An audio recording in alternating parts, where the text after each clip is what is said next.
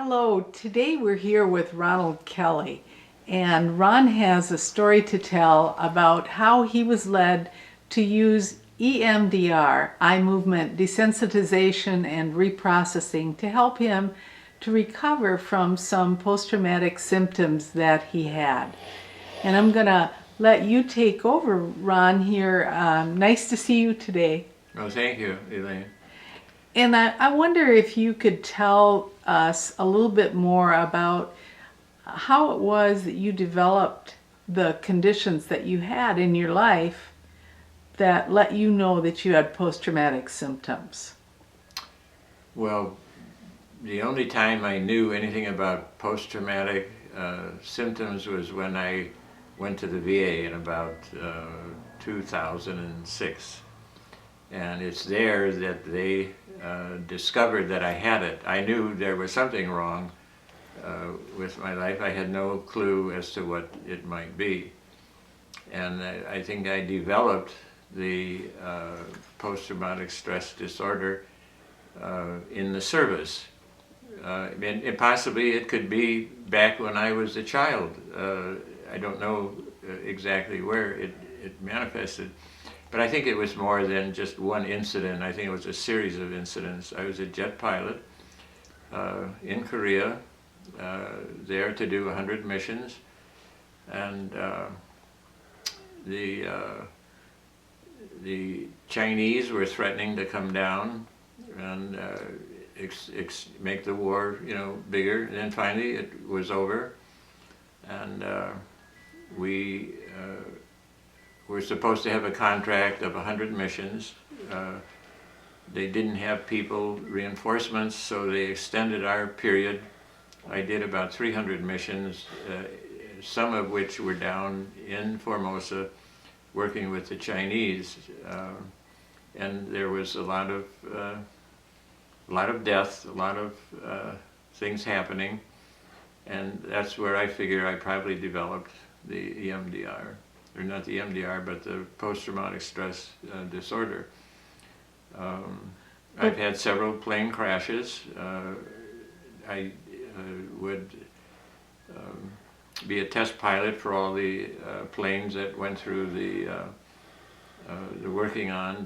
They had to have several checkups, and then we'd go out and fly them. It was just a constant stress, basically. And I had situations where I thought I was dead, and something came along and helped me out of it. And then I got out of the service, went back to college. I can recall sitting in class one day and I just started shaking. I didn't know what was wrong. And I went over to the whatever the hospital was, connected with the university, and they wanted to give me some phenobarbital. I said, no, that just makes me, hips me up more, because they would offer that in the Air Force. I couldn't handle that. And he said, well, then you have to get out and do a little exercising and do things. And then a little bit later, I cried for a year straight, every day a little bit, and that emotion was beginning to come out instead of living just one day at a time. You were adjusting to a more normal type of a life. And then, of course, got married and started having some children, and I think that was a real positive experience. My wife was saying that she thought I was getting a little more, see, what term did she use? Mellow, so to speak, as the years went by. But I had incidents where I would totally lose it. And of course with the grandchildren, one time, right here front, in fact in this room, the young boy that didn't see his sister more than once or twice a year just reached up and grabbed the back end of her hair and gave it a good yank right in front of me. And I lost it there. I went and booted him in the rear end, and I said, don't you ever, do that again. Of course, I didn't know what the sister may have done to him, which was not good either. My wife straightened me out on that one. And I think that I've had other series of things where I would lose it, not too often, but it would come. And then I learned later in life to not expose myself to the things that were irritating. Like I used to go listen to the history of the war over at Fort Snelling on once a month, and then I was so irritated by it. I thought, this is stupid, and I just stopped going. And on TV, I would be watching a certain program or something, and especially the war types, and that I would have to stop doing that. And I know, along with the post-traumatic stress, that I did not have any high-frequency hearing, and that also affected. That was part of the soup, so to speak. And then I went to the VA, and they were able to diagnose it. And then a young lady who... But how many years was that after you had been in the war? I got out in '55, and that wasn't until about 2006 or 7. Mm-hmm. Quite a period. And I guess I use the terms people say, well, what was it?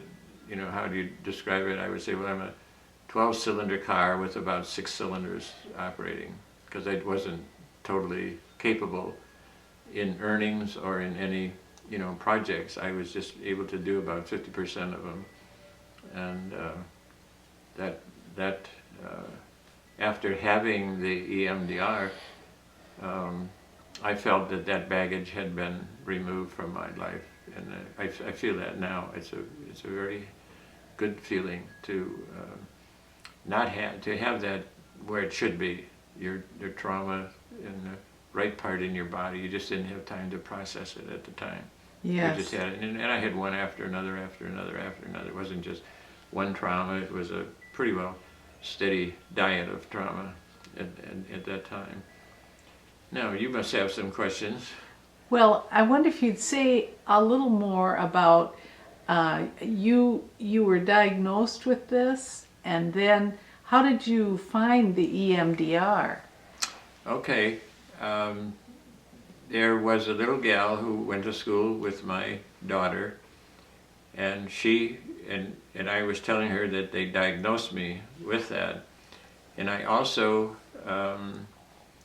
had contact with a young lady in Missouri who told me that I didn't have to carry that around anymore, that I could get EMDR and have it that would really help me.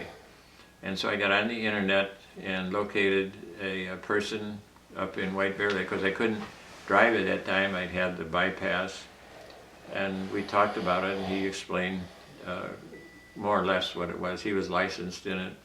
And then the little gal that was a friend of my daughter's mentioned that in her office there was a person that was licensed for EMDR, and he was really excellent, and that I could have that done over there. Prior to doing that, actually, my wife felt that in your 80s that it was too late to do anything, and I said that, well, that's all good, but I want to hear somebody tell me whether I should have it done or not. So I called the local hospital with the group, the university group, and spoke with them. They said, well, we're not in your insurance group. I said, that's not my question. My question is this something that would help me at my age? And they say, oh, we'll give you the head of blah, blah, blah. And he called me, and I explained to him where I was at, and he said, by all means, have it done. He said it'll help anybody at any age, at any time. So that's when I made the decision to have it done. And then we had one here locally. I couldn't drive very far. What hospital was that? Right here, the Fairview Hospital. Okay. And it was a university group. Whoever is in charge of that was the one who told me about the EMDR. Yeah. And that was 2 years ago? That would have been in 2012, just a year ago. Okay. Yeah. And physically and mentally and emotionally, you knew that you were different. It wasn't like something and you wondered, did it do any good or didn't it do any good? There was no doubt that it totally opened me up. Tell us more about what things you've noticed that have changed for you since you've done the EMDR work. I think I'm more calm. I don't feel as kind of jittery, if there's such a thing as jitteriness. And it's been a great relief to know precisely that there was something wrong with me. I think that's a great relief. And I feel, with the exception of having the open heart surgery at the same time and having my wife pass away, that things are really getting better for me, day by day, hour by hour, minute by minute, because I actually feel it in myself. And So you had all of those things happen during the time you were having the sessions of correct, EMDR. right in the middle. And Yeah. so you were able to process things about those things too, I suppose. Your wife's Exactly. death and your surgery and so forth. Correct. Yeah. Yeah, It's an interesting bag. yeah. Well, those are great benefits that you're talking about, you know, feeling more calm and not feeling the need to respond in a quick fashion without thinking, like you described with your grandchildren. Those are really big things. Well, as I said, the one fellow across the street we had as a babysitter, and he was molesting my kids. Had I known, he'd be dead probably today, because I wouldn't have had any control over myself. I would have just gone over and killed him right there on the spot. Yeah. And I know that because I've had other experiences where, similar things. Yes, and this has happened to other veterans who've come back who Well, there have get been several into incidents I've read and heard about. yeah. Yeah. And I think you've said you'd like to prevent that if you could. If I could only help one guy, I'd be happy. Yeah. I would like to see, it's a tool, and I'd like to see them use the tool on the returning veterans, whether or not, I just think if they approached it in the right manner and had them use that tool, that there'd be less of them killing themselves. And again, the one gift that we all have is this gift of life. We've abused it terribly, but it still is a great gift. Thank you so much, Ron.